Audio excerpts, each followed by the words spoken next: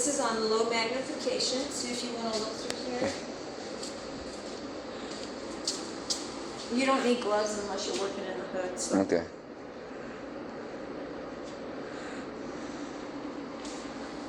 You can adjust right here if you need to. The small.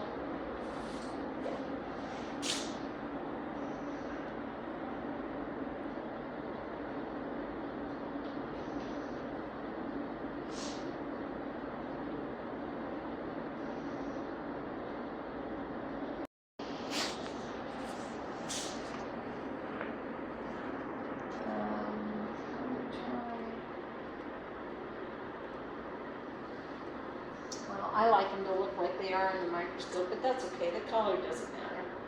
So these are your leukemia cells, and you can see if I move them, the cells are, you can't really tell that well, but they're floating. Yeah, you can see it. Up here. Okay, so that's 1A, that's your control, and I won't show you, I'll just show you because all the duplicates look very similar. So this is Hydra 10A, and one thing I noticed with Hydra 10A with these cells is that I don't see much of a difference in the effect, but I do see it with the other two cell lines, meaning it's reduced activity and they look a little sick with Hydra 10A, but I don't see it with these, so there must be something different about these leukemia cells. So I'm kind of glad that you, Manuel, suggested that we learn them. And then these are the same cells. Look how much thicker they are. These are the same cells with B. longhei. You can see they're a little bit fatter. It's not real obvious, but you can kind of do. Let me put the original back up here. More rounder. Yeah, they're more plump. These look smaller. These are definitely smaller, aren't they? So you can tell very obviously when you put the pictures side by side. So I have some nice pictures of these. So that's what we're going to be working with today. But let me show you. These are my favorite cells.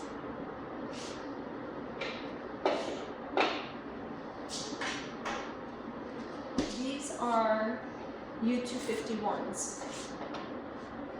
So these are stuck to the plastic. You can see how they're just kind of like little worms. Yeah, they're kind of thicker bodies with kind of feelers reaching out, and that's normal for adherent cells. But these are at 95% confluency, and normally I don't let them get that big. It won't hurt them, but because I know they are just now reaching that, but I don't want to leave them at this too long because they'll get sick. And that's, we're going to list that. This is the same cells with Hydra 10A, and you can see there's a few holes in the monolayer. Here. What does that space mean? That just means they haven't come together. They're not quite growing as fast, or they're not quite as healthy. They also look a little bit different. They're more striated, if you will, more reaching out than cellular bodies aren't nice and round in the center. Yeah, it's like they're reaching out for each other or trying to huddle together. Yeah, and we see the same thing with our A549s in Hydra 10A. They aren't quite as happy. And this is B. longhei. Let me find, here we go. Look, they're growing so fast and they're so big and they're starting to grow on top of each other. But they also look a little different from the controls. They're more like plump. They're more thicker too. Happy. Wider. I don't know if happy is the right word. I don't know if they're just fat little cells that are growing they're just growing like dynamite. I always have to split these at a higher dilution because they're growing so fast. Okay? Okay. So, and then the last thing I want to show you are the A549s. I split these yesterday. So they're not going to be as confluent along the layer.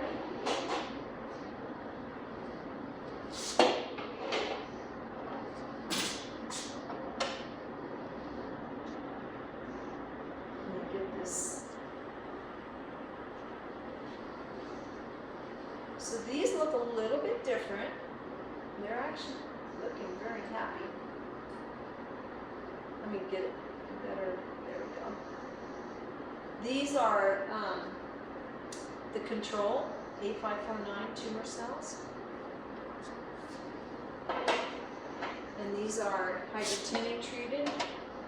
So you can see these are the same concentration as the ones that I just showed you, controls.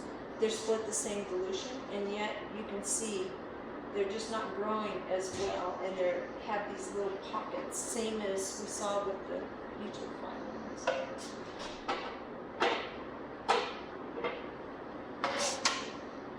And then these are the U251s. They're very happy. Sorry, excuse me. A549s would be along. They're very happy, but look how fast they're growing. They're almost completely coming together in a monolayer again. And they're thicker, they're fatter. So, your Violongia is something else. Okay?